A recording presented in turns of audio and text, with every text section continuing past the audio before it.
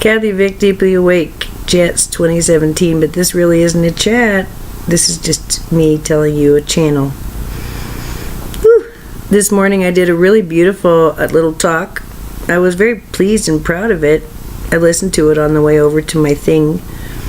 And I thought, oh boy, I can't wait to read that mountain thing. And I read it, and oh, it's so beautiful, but I can't get the formatting right. Plus, then I came home and I watched some random video from the 20th of May, and wow, that knocked my socks off. And the thing is, at the very end of it, it used the imagery of a mountain. And I thought, okay, all right, okay. I'll do it. So I formatted it. Excuse me. Pardon me. And then I emailed it, and now I'm going to read it to you. Maybe I'll post the better formatted thing. I don't know if it'll work. But now you'll have an audio version. Woo! And then I can transcribe it and make it all pretty. So this is for those. This is 111. This is for those who like to hear my voice, and I'm one of those. I don't really get it until I hear it. Mountain. It was first transmitted to me, and I published it January 4th, I think, either 4th or 14th of 2014. Ooh, I think it was 1414. Mountain. The timelessness of the soul is what is at issue here today, and we wish to discuss with you this truth. But first, as we have with the entity through which we flow, we wish to give you this energetic gift. We understand that the physical manifestation, which is your life, in all its complexity and with all the longing and joy within a human beating heart, we wish to ask you to rest within our love for you, your love for all, and to dwell, if just for a time, within the limitless journey of your soul. How can we tell you that which is difficult to language? And how can we express the magnitude of benevolence creating your bodies now? Understand that this breath of golden light, which clears all temporal thought and brings one back to center, this is what is now manifesting in your beautiful orb and within human hearts. We caution you this day to refrain from allowing anything but the truth of love to crowd your senses.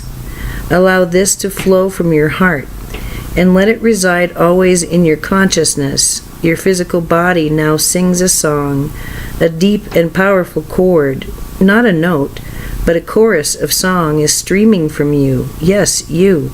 Your physical body emanates this song, and this joy of creation is now in sync with the song we sing in your honor, always.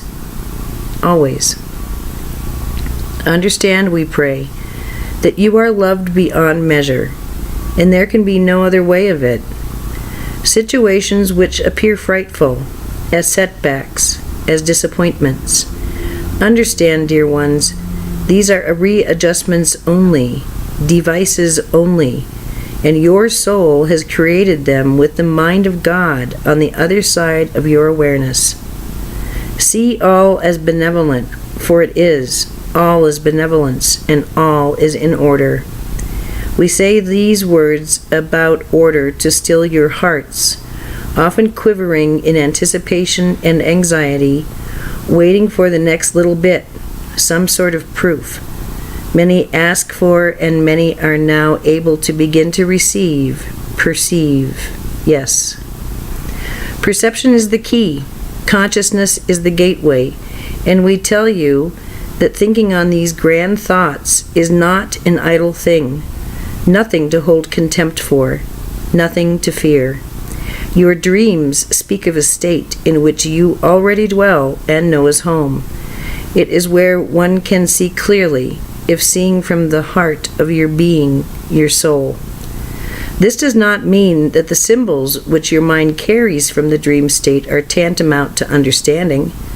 Your images are less salient than the sensations, the understandings, the core concepts which defy sentence structure. Now is the time for all who seek to find, and this, we tell you, is not about reward, but about balance. For many lifetimes, in whatever roles you chose to create, yours has been a path of light bearer, and this light was suspect. It was fought against, and it was often extinguished in the physical because, dear ones, it was not yet time. Understand, we tell you, we ask you, we pray. Understand that your time is now.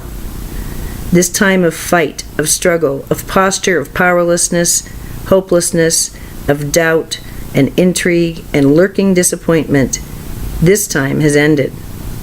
Did we not tell you that the loaf of bread often cannot easily distinguish when the heat has finally been turned off?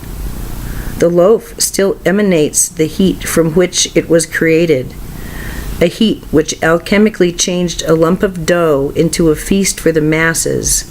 And time, linear time, must pass before the fully prepared, beautifully baked bread can be eaten. Time must pass, and pass it has. This is a letter of rejoicing, and of confirmation, and of celebration. We tell you to drop your anxieties, knowing some cannot, some will not. Some have convinced themselves that to do so is unsafe, and will lead to their demise. And we tell you now, the opposite is indeed true. It is good and right to be cautious, to mind your energy and modulate, and it has been said that the path you have been on has been one of dysregulation, of modulation, of recalibration. And we say to you now that this time has passed. The oven is off.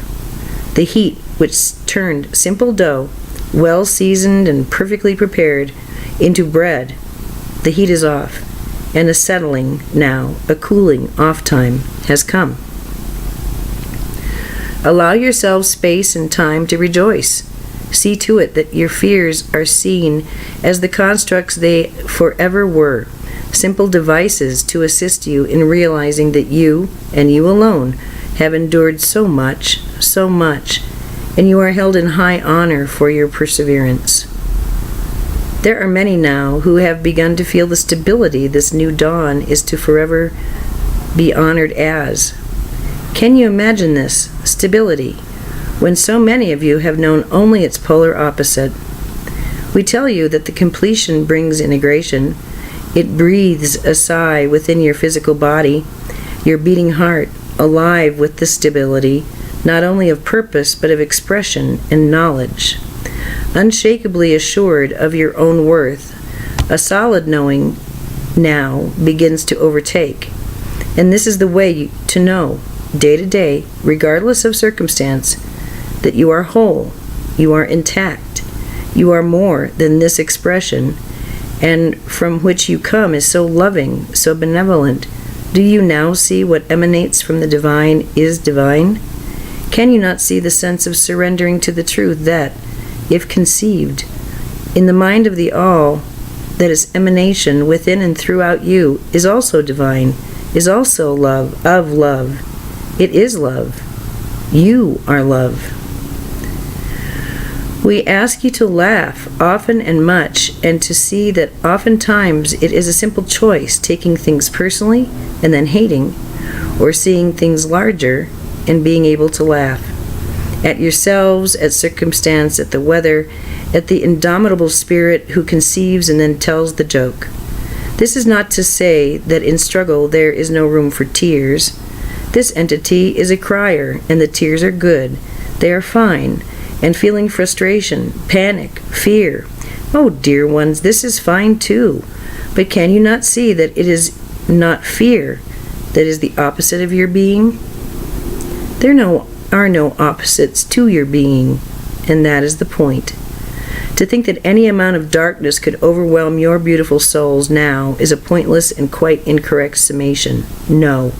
We tell you, you do not have an opposite.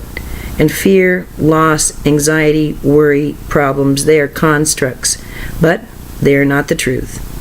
Many will come to understand that these states are flimsy.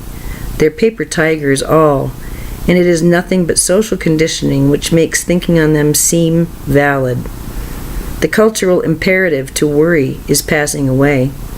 Let it do so quietly, respectfully. Honor this old paradigm, but let it die, dear ones. Do not prolong its agony, its own agony. Do not feed it.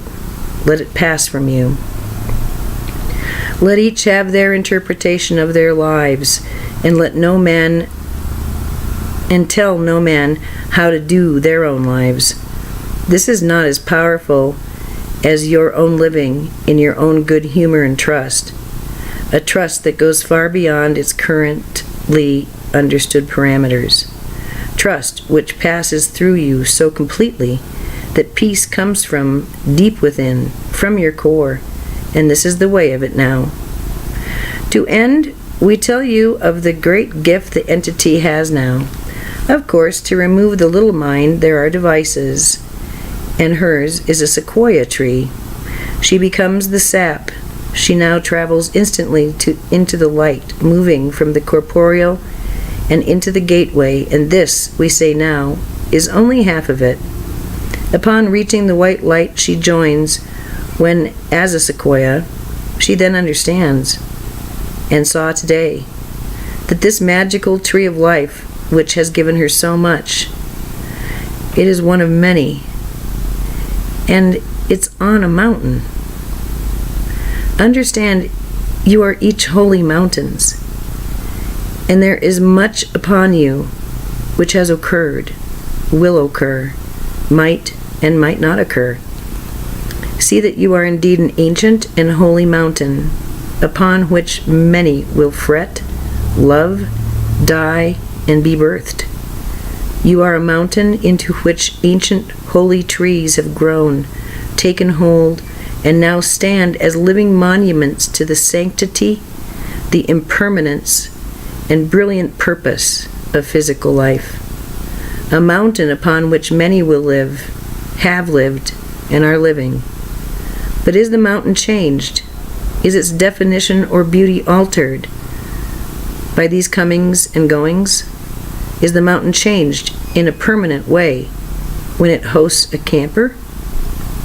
We tell you the answer is only yes in one circumstance, and that is when a holy woman, a holy man, lies on this mountain, breathes with it, loves it, and becomes it, with the human being's heart and mind, and when the mountain and the human become one in love, through love, with honor and respect, great love, then both are enhanced. Remember this, the mountain cannot be harmed if people on its skin are bickering. The mountain can, indeed, become so allied with its own essence that such situations no longer occur on its beautiful skin. But it will always welcome, support, and nurture those who come in peace, in love, in honor and respect, in union, and is the ones who know they have within them their own holy mountain, who are miraculously sheltered, miraculously fed, and even clothed. Become this mountain in your daily practice. See to it that the machinations of a dying energy be understood and loved as simply that. Love is the answer, honor is key, and embodying that which you have become through the lifetimes you diligently held light. This is the way to peace, within and without. We leave you in deep respect, in unending joy, humor, and laughter. We ask you think of this mountain often, this mountain you have become, and allow yourselves to discover the vast riches you contain, the stores of abundance you have within you. There is no passivity in this profound place. There is power, there is alignment, and there is grace. You are loved. You are love. And we honor you in all ways. Always. Sela.